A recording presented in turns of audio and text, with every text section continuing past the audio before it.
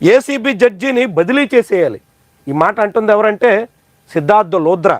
ఇతనెవడు? ఢిల్లీలో ఉండేటువంటి లాయరు. ఈ లాయరు రాష్ట్ర ప్రభుత్వం తరపున కోర్టులు తీసుకుని వాదిస్తున్నారు. ప్రభుత్వం తరపున ఉన్నటువంటి ప్లేడర్లందరూ సరిపోరని ఢిల్లీ నుంచి ప్రత్యేకంగా సిద్ధార్థ్ లోద్రాని తీసుకొస్తున్నారు.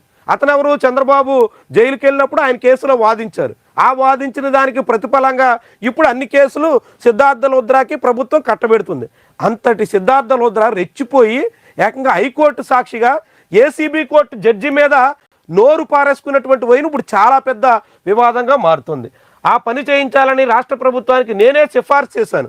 అంటే ఏసీబీ కోర్టులో జడ్జి వీళ్ళ మాటలు వినకపోతే, సిద్ధార్థ్ లోద్రా చెప్పినట్టు చేయకపోతే, మిథున్ రెడ్డి బెయిలు రద్దు చేయాలి అని కోరినప్పుడు అంగీకరించకపోతే బదిలీ చేసేస్తారట. ఎంత విడ్డూరంగా ఉందో చూడండి.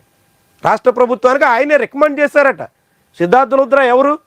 సిద్ధార్థ్ లోద్రా ఒక ప్రైవేట్ లాయరు. ప్రభుత్వం అతన్ని అద్దెకు తీసుకుంది, హైర్ చేసుకున్నటువంటి లాయరు. ఆయన ఆ పరిమితులు మించి పలానా జడ్జిని ట్రాన్స్ఫర్ చేసేయండి, పలానా జడ్జికి ఇక్కడ పోస్టింగ్ ఇవ్వండి అని చెప్పే పరిస్థితి ఆంధ్రప్రదేశ్లో వచ్చిందంటే ఎలాంటి పరిణామాలు జరుగుతున్నాయో మనకి ఇదొక ఉదాహరణ అన్నట్టు.